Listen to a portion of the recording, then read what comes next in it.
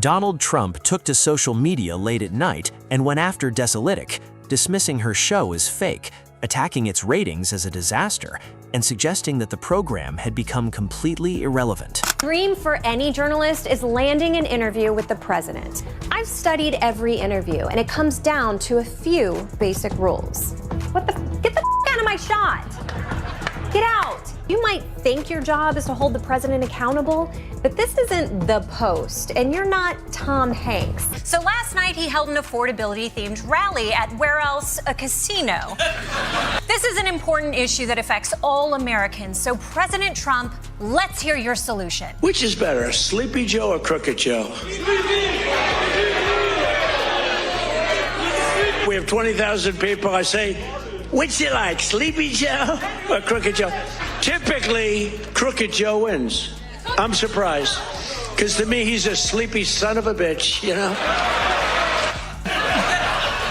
Get over Joe Biden already. Joe Biden is retired now. He's allowed to be sleepy. What's your excuse? Hey, whoa, whoa, whoa, whoa. Have some respect for the commander-in-chief. That's President Pussy to you. Even a guy taking a shit on the subway will have one New Yorker cheering him on. During the game, President Trump appeared to fall asleep.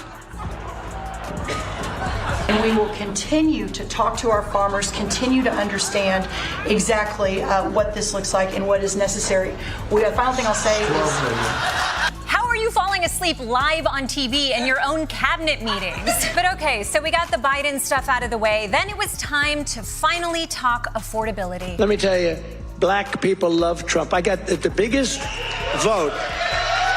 I got the biggest vote with black people. They know a scam better than anybody. They know what it is to be scammed.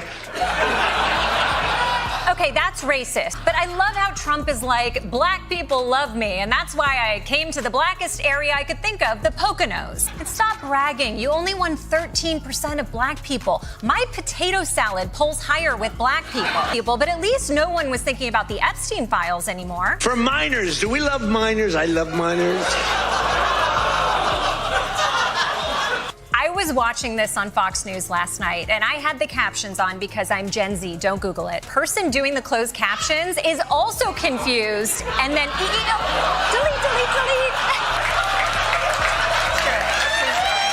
Whoopsie.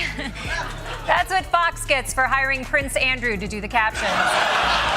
President Donald Trump has gone on a full rampage recently, berating and insulting female reporters. You are an obnoxious, a terrible reporter. It's not the question that I mind, it's your attitude. The way you ask a question with the anger and the meanness is terrible. Argentina's fighting for its life, young lady. You don't know anything about it. Are you stupid?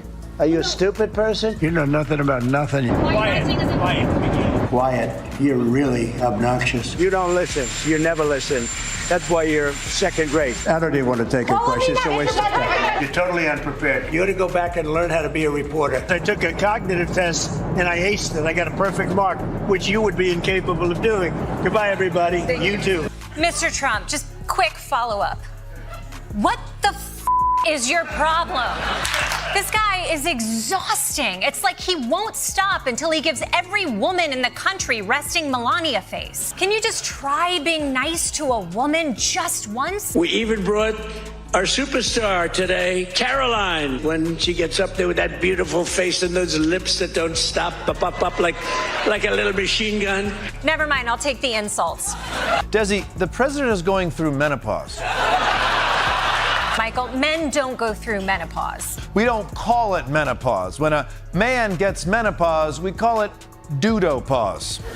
Michael, this is silly. Trump doesn't have a vagina. Then what do you call this? You know?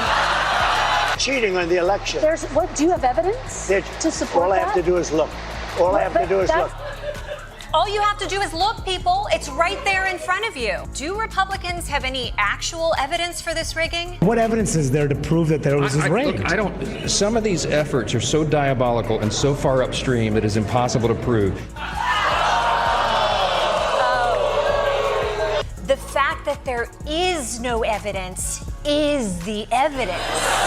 We all all know Donald Trump has a long list of enemies. Iran, Democrats, the far-left radicals known as the Catholic Church. You know, the windmills. Boom, boom, boom. Windmills.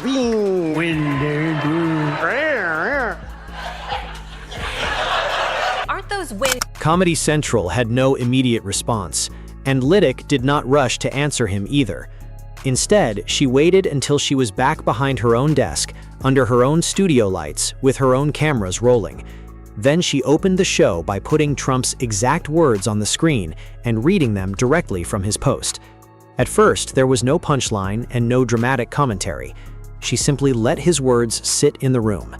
Then she placed the printout on the desk.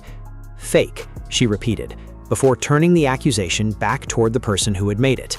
She brought up footage of Trump responding to the crowd reaction at Madison Square Garden, where the atmosphere was anything but subtle, and reminded viewers of his claim that the boos and negative reaction were mostly cheers.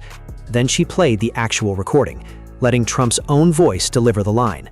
"Mostly cheers," he said while standing outside Air Force One, even as the massive New York crowd had made its reaction painfully obvious. Lydic barely interrupted the clip. She allowed the footage to run before looking back into the camera. "That's the guy calling my show fake," she said. But she was not finished. She then moved to another moment from just 3 weeks earlier, when Trump was speaking publicly in defense of an election bill and appeared to lose his place while trying to explain his own argument. In the middle of the exchange, he reached for a word that simply did not make sense in the sentence. "Could I have your photo, please?" he said, struggling through the thought as cameras continued rolling. Lydic replayed the moment, this time in slow motion, and deliberately kept the jokes out of it. No extra punchline was needed, because Trump's own recording supplied the entire moment. That was the clip that began traveling. Trump had chosen to attack a comedian from behind the safety of his own social media account, where nobody could interrupt him or challenge him in real time. Lydic answered from her own platform, but instead of throwing another insult back at him, she let the footage speak for itself. And before moving on, a quick reminder for anyone who is not subscribed yet: hit that button. If you are already subscribed, you are honestly one of the reasons this channel keeps digging up moments like these. Now back to what was actually shown.